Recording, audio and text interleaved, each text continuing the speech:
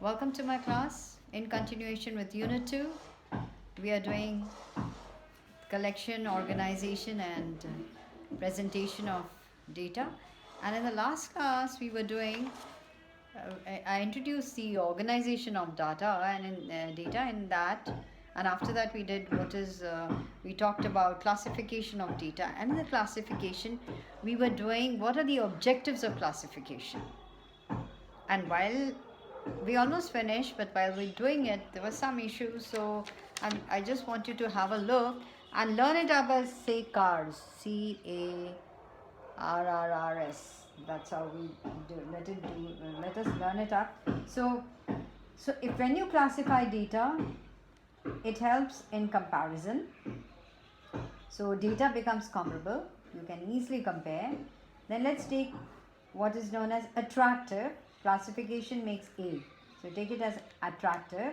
Classification makes data more attractive and effective. And only after you classify can the data be presented in tables. Then let's talk about these. R is it works. It tells us about a relationship can be even talked about. How are they correlated and all of that. So we can find out the relationship among various characteristics of data. Is there a relationship or not, and how much is it, and all of that. And of course take the S. And in S it is to be the main objective of classification is to present data in a simple form.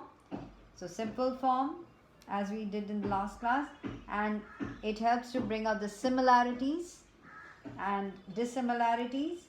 And then of course it is the scientific arrangement. And after having said all this, now what we are going to do in this class is we are going to do qualities of good classification. Okay, so we are going to talk about qualities of a good classification. Just have a look. So after finishing what we did in the last class and then just revising it here, in this class we are going to talk about qualities of a good classification. Now what after all is a good classification? First of all, should be suitability. That means it is necessary that the classification should be done strictly in accordance with the purpose of study. Alright, so for example, if you want to know about the economic position of the people of Delhi and Mumbai, the basis of classification should be income instead of other bases such as religion, age, etc. Comprehensiveness, actually that's more important. Classification of raw data should be so comprehensive that each and every item of the data gets into some group or class. No item should be left out. In fact, this is one of the most important points when you are considering qualities of a good classification. It should be comprehensive. Then homogeneity. All items in a group or class must be homogeneous or similar to each other. So homogeneous classification means that similar items are placed in a class. So homogeneous classification, very important, that all the similar items have to be brought to one place. Alright, then we have what is known as simplicity. A good classification should also possess the quality of simplicity. It should be simple and clear. There should be no doubt or confusion about the value to be included in a particular group. Then it has to be stability. An observation should belong to one and only one of the classes. A good classification should be based upon a particular principle that the basis of classification should not be changed off and on.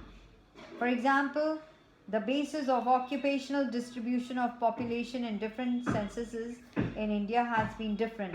The data thus received is very difficult to compare. So that should not be it. So there should be a stable way of doing the observation or classification. And of course, there's what is known as flexibility. A good classification must also possess the principle of flexibility so that different class groups can be changed according to the requirement. So having said that, These are what is known as the qualities of a good classification. So while we are doing the classification, if we are armed with this knowledge of what are the objectives and what is a good classification, we will be able to do a good classification of data.